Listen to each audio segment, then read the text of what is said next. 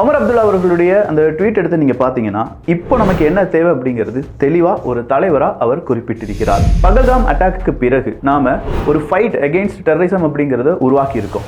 People நம்ம காஷ்மீர்ல இருக்கக்கூடிய பீப்புளா இருக்கட்டும் இல்ல இந்தியாவை சார்ந்தவங்க தீவிரவாதத்துக்கு எதிராக இருக்கிறார்கள் அப்படிங்கிறது எல்லோருக்கும் தெரியும். அதே மாதிரி இன்னசென்ட் மனிதர்கள் கொல்லப்பட்டதற்கு எதிராகவும் நாம இருக்கிறோம் என்பதை நாம் உணர்வோம். பட் இந்த மாதிரியான அட்டாக் அப்படிங்கிறது ரொம்ப ஸ்பான்டேனியஸா அடிக்கடியும் ரொம்ப ஃப்ரீயாவும் நடந்துட்டு இருக்கு அப்படிங்கறதை நம்மளால மறுக்க முடியாது. சோ இப்போ நமக்கு தேவை நம்ம எல்லாரும் ஒன்றிணைந்து இதை வேறறுப்பது அப்படிங்கிறது தான். அதே மாதிரி இந்த தீவிரவாதத்துக்கு உறுதுணையா இருக்கக்கூடிய மனிதர்களை கண்டறிந்து அவங்களுக்கு எந்தவித தயவுதாட்சணை இல்லாம அவங்களை என்ன செய்யணும், நாம அழிக்க வேண்டும். இன்னசென்ட் மனிதர்களை கொண்டவர்களுக்கு சரியான தண்டனை கொடுக்க வேண்டும். அதற்கு நாம ஒற்றுமையாக இருக்க வேண்டும் அப்படின்னு சொல்லியிருக்கார். இதுதான் யதார்த்தம். வந்தவன் தீவிரவாதி, அவங்க கொன்னது இந்தியர்களை, இந்தியர்கள் ஒன்றிணைந்து அதை எதிர்க்க வேண்டும் அப்படின்னு சொல்லி ஒமர் அப்துல்லா அவர்கள் கூறியிருக்கிறார். இந்த ஸ்டேட்மெண்ட்டை நம்ம பேசுறது அப்படிங்கிறது தான் இங்க எல்லோருக்கும் வேண்டும். அதை விடுத்து தீவிரவாதத்துக்கு ரொம்ப பெரிய அளவுல அவங்க செஞ்சது சரிதான், அவங்க இதற்காக செஞ்சிருக்க மாட்டாங்க, அதற்காக தான் செஞ்சிருப்பாங்க அப்படின்னு சொல்லி அதை டைவர்ட் பண்றது, அதுல இருந்து மடைமாற்றம் செய்வது, மக்களை குழப்புவது, அப்படி குழம்பிய நிலைமையில் இருக்கக்கூடிய மக்களிடம் இருந்து